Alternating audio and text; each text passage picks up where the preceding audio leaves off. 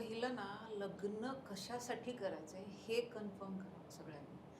म्हणजे आपल्या सोसायटीमध्ये एक इंडियन ह्याच्यामध्ये लग्न म्हणजे काय, की मी माझा पार्टनर निवडते, हं. ज्याच्या सोबत मी सेक्शुअली इंटिमेट होणार आहे आणि मी हे ॲक्सेप्ट केलंय, की माझी होणारी प्रोजिनी, माझं होणारं बाळ हे त्या व्यक्तीसोबत मला वाढवायचं. म्हणजे ते बाळ जे आहे ना, त्याची रिस्पॉन्सिबिलिटी माझी आहे, माझ्या पार्टनरची पण आहे. ह्या उद्देशाने लग्न ही संस्था उदयाला आलेली. मला कंपॅनियन हवंय म्हणून नाहीये. मला पार्टनर हवाय यासाठी लग्न करायची गरज नाहीये. तुम्ही लिव्ह इनमध्ये राहू शकता. याच्या आधी गंधर्व विवाह होत होते. असं काही नाहीये, की आपल्याकडे लिव्ह इन आत्ताच आलंय आभाळातून. नाही. आपल्याकडे हे सगळं होत होतं. प्रॉब्लेम काय आहे ना, त्या लग्नाचा तो जो बेस आहे ना, की माझी पिढी जी पुढे येणार आहे ना, हं. ती माझी असणार आहे. मग मी आणि माझा पार्टनर आम्ही दोघे मिळून ती पिढी पुढे वाढवणार आहे. मग हा मेन उद्देश बाजूला राहिलाय आणि आता काय झालंय ना, की मुली शिकल्यात, हं. इंडिपेंडंट होत आहेत. हं. मग मुली बायोलॉजिकलीच माझ्यापेक्षा बेटर माझा पार्टनर असावा हं. या उद्देशाने पार्टनरकडे पाहतात. आधी काय व्हायचं, शिक्षण कमी होतं, त्यामुळे पहिली प्रायोरिटी माझ्यापेक्षा त्याचे बेटर रिसोर्सेस किती चांगले आहेत एवढीच होती ना. आता नाही, आता मला रिसोर्सेस ही माझी फर्स्ट प्रायोरिटी असंच नाही, कारण मी स्वतःचं स्वतः कमवतीये ना. I take care of all this thing. मग माझी प्रायोरिटी काय आहे, तो मला इमोशनली अवेलेबल पाहिजे किंवा त्याचे लुक्स पाहिजेत. ह्या प्रायोरिटीज मेल्सच्या असतातच ना. मेल्स काय म्हणतात, ती दिसायला छान हं. पाहिजे, प्लस ती किरकिरी नाही पाहिजे. तशी बायकांची प्रायोरिटी, कारण मी बायोलॉजिकली हे मनात किंवा माझ्या अपब्रिंगिंगमध्ये, माझ्या सबकॉन्शियस माइंडमध्ये हे आहे, की मला माझा पार्टनर हा माझ्यापेक्षा बेटर हवा आहे. मग तो हं. हं. ॲटलिस्ट काही गोष्टींमध्ये तरी असायला हवा. मग बिकॉज ऑफ सोशल मीडिया मला काय दिसतंय, की छान लुक्स असणारे, छान फिजिक असणारे हे लोक आहेत ना आजूबाजूला. आणि मला माहिती आहे, मी हा रील मला नाही आवडला, मी स्क्रोल केला. हं. पुढचा रील मी अपेक्षेने पुढे जाऊ शकते ना. म्हणजे फिल्टर्स काय ॲड झालेत, कारण माझ्या ह्या अपेक्षा त्या स्क्रॉलिंगनेच तर वाढवल्यात. I know there is somebody, की जो मी चूज करू शकते याच्यापेक्षा बेटर. आधी काय व्हायचं, की एकदा तुम्हाला तुमचा पार्टनर मिळाला, हो, मी याच्यासोबत माझं आयुष्य पुढे कंटिन्यू करणार आहे, दॅट्स इट. आता असं नाही आहे. मी त्या पार्टनरला घेतल्यानंतर सुद्धा मला जर पुढे ऑप्शन हवा असेल, तर मी या पार्टनरसोबत केलेलं लग्न मोडून डिव्होर्स घेऊन सुद्धा दुसऱ्या पार्टनरसोबत जाऊ शकते. मग ह्याच्यामुळे बरं, आता ह्याच्यामध्ये फक्त मुलींचाच दोष आहे असं मी म्हणणार नाही. कारण हे आपण सगळ्यांनी मिळून ठरवलंय ना, की याच्या आधी कसं असायचं, मुलगा होतकरू असेल, तरी त्याच्याशी लग्न करून द्यायचं मुलीचं. हं. गरजेचं नव्हतं त्याचं घरच असायला पाहिजे, गाडीच असायला पाहिजे. पण आता मुली पण सेटल होत आहेत, त्या हं. कमवत आहेत. मग आई-वडिलांची पण काय अपेक्षा आहे? त्याच्याकडे पण त्याचं घर असायला पाहिजे, त्याच्याकडे त्याची गाडी असायला पाहिजे. म्हणजे आमची मुलगी निवांत राहील. मग ह्या अपेक्षांमधून हे सगळं वाढत चाललंय आणि बिकॉज ऑफ सोशल मीडिया आणि बिकॉज तुम्हाला माहिती आहे, की डेटिंग ॲप्स आणि या सगळ्या गोष्टींनी खूप सारे ऑप्शन्स अवेलेबल आहेत. मग मी कायम ह्या शोधात राहते, की अरे, हे जे काही आहे ना, ह्याच्यात काहीतरी कमी आहे. म्हणजे मला रिजेक्ट करायला मी पहिलं काय नाही आहे हे शोधते. राइट. त्याच्यात काय आहे याच्याकडे माझं लक्षच जात नाहीये. प्रॉब्लेम हाच आहे. आणि जर एखाद्या व्यक्तीमध्ये लुक्स वाईज काही कमी असेल, तर ते यंगर जनरेशन त्याला जास्त महत्त्व देते. बरोबर. ना की त्याची इमोशनल अवेलेबिलिटी किंवा बाकी रिसोर्सेस, बाकी फॅमिली बॅकग्राऊंडमध्ये आधी पाहिलं जायचं, की त्या मुलाला भाऊ-बहिणी किती आहेत. आता उलटं पाहिलं जातं. तो एकुलता एक असला पाहिजे. त्याला बहीण नको, भाऊ नको. म्हणजे हिला पुढे जाऊन काही त्रासच नको. ह्या ह्या गोष्टींमुळे हे सगळं घडतंय.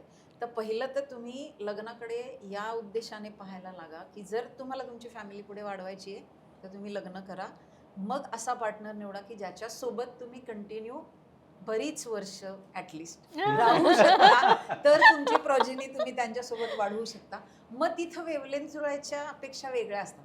पण जेव्हा तुम्ही फक्त मला सोशल मीडियावर फोटो टाकायचे आणि माझा पार्टनर असा दिसला पाहिजे, हां. त्याचं फिजिक असलं पाहिजे म्हणजे असं, दाखवण्यासाठी हे फक्त. दाखवण्यासाठी म्हणजे प्री वेडिंग शूट किंवा बाकी हे सगळं जे काही वाढलंय त्याचं कारण काय? हं. मला दाखवायचंय जगाला, बघा माझा पार्टनर किती छान आहे. ह्या गोष्टींमुळे हे सगळं वाढलंय. तर ह्या बरोबर. गोष्टींना थोडंसं बाजूला ठेवावं. लग्न उलट कमी वयात व्हावी. जेवढी उशिरा होईल तेवढी रिजिडिटी वाढतीये हं. आणि ती रिजिडिटी वाढली की मग मी हट्टाला भेटते, की हे पाहिजेच. हं. हं. हं. मी आता एवढं अचीव्ह केलंय ना, मग माझी ही बेअर मिनिमम रिक्वायरमेंट आहे. बेअर मिनिममला इतकं महत्त्व दिलंय. म्हणजे मी जर 50,000 कमवते, तर त्याचे किमान 60-70 हजार रुपये तरी महिन्याला आले पाहिजेत, लाखभर रुपये तरी महिन्याला आले पाहिजेत. त्याचे लुक्स मी अशी दिसते तर माझ्यापेक्षा लुक्स त्याचे जास्तच चांगले असले पाहिजे. अरे पण ते जास्त लुक्स चांगले असणाऱ्या मुलाला तुमच्यात इंटरेस्ट पाहिजे ना. बरोबर. जो म्हणतो की माझ्याकडे मला 1 लाख रुपये पगार आहे, मला पैसे कमवणारीच बायको पाहिजे असं काही नाही. उलट मला ती छान दिसत असेल आणि पीसफुल ठेवेल माझं घर, अशी मुलगी हवी आहे. बरोबर. ह्याला ह्याला कॉन्ट्राडिक्शन म्हणजे होते. फेमिनिझम, आता तुम्ही दोघी बसले आहेत माझ्या बाजूला, फेमिनिझम काय आहे की हे जे कॉर्पोरेट कल्चर आलं पूर्वी, आपण मराठी भाषेत म्हणतो ना, बायका म्हणजे चूल आणि मूल, तर ते इतकं बांधून ठेवलं होतं त्यांना त्या चूल आणि मुलामध्ये की आता मग त्यांनी ती उत्क्रांती आली की नाही, बायका पण पुरुषांबरोबर तितकंच चांगल्या पद्धतीनं काम करू शकतात. येस, त्या कॅपेबल आहेत, याबद्दल बिलकुलही शंका नाही. पण जेव्हा बायका बाहेर पडल्या, त्या नाही म्हटलं तर कॉर्पोरेट वर्ल्डमध्ये त्या पुरुषांना कॉम्पिटिशन नाही म्हणत मी, पण त्याबरोबर तितक्याच त्या काम करायला लागल्या. तर साहजिक आहे की त्या ॲडव्हान्स लेवलला जाण्यासाठी त्यांनी स्वतःला तसं डेव्हलप केलं गेलं, पण ते करताना मग त्यांच्या अपेक्षा वाढणार आहेत. आज एखादी स्त्री जेव्हा तिचं एज्युकेशन त्या लेवलला गेलेलं आहे, हायर लेवलला, तर ती मुलगा पाहताना साहजिक आहे तिच्यापेक्षा कमी एज्युकेशन झालेला पाहणारच नाहीये ना. ही फॅक्ट आहे ना ह्याच्यामध्ये. मुलांचं असं नाहीये ना. मुलगा काय विचार करतोय की बाबा मी कमवतोय तर माझी बायको जी होणारी आहे ती दिसायला हा पहिला क्रायटेरिया आहे की पुरुष हा विचार करतात की माझी बायको दिसायला चांगली असावी, सुंदर असावी. त्याच्या पुढे काय अपेक्षित आहे की ती घर सांभाळणारी असावी.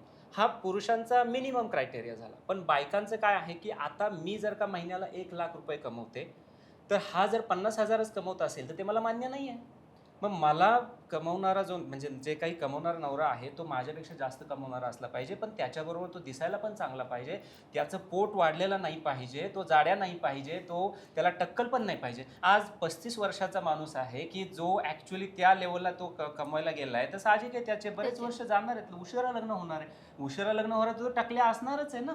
पण मग तिथं कॉम्प्रोमाइज करायची तयारी नाही आहे. तर हे जे फेमिनिझम आहे हे म्हणजे मधल्या काळामध्ये इतके हायर लेवलला गेले की आता ते बायकांना पण कळायला लागले की कदाचित काहीतरी चुकतंय का. कारण मी जेव्हा 25शीत असताना मला स्थळं यायची किंवा एखादा मुलगा येतो, तर त्यावेळेस मी ज्या रिक्वायरमेंट ठेवलेल्या होत्या की जसं की आता माझं एज्युकेशन पूर्ण होऊन मला जॉब चांगला मिळाला आहे, चांगलं पॅकेज मिळालं आहे, तर तिथं मी हा विचार ठेवला होता की मला अमेरिकेतला मुलगा पाहिजे, तो तिथं जॉब करतोय का, कारण मला इथलं पॅकेज चांगलं आहे.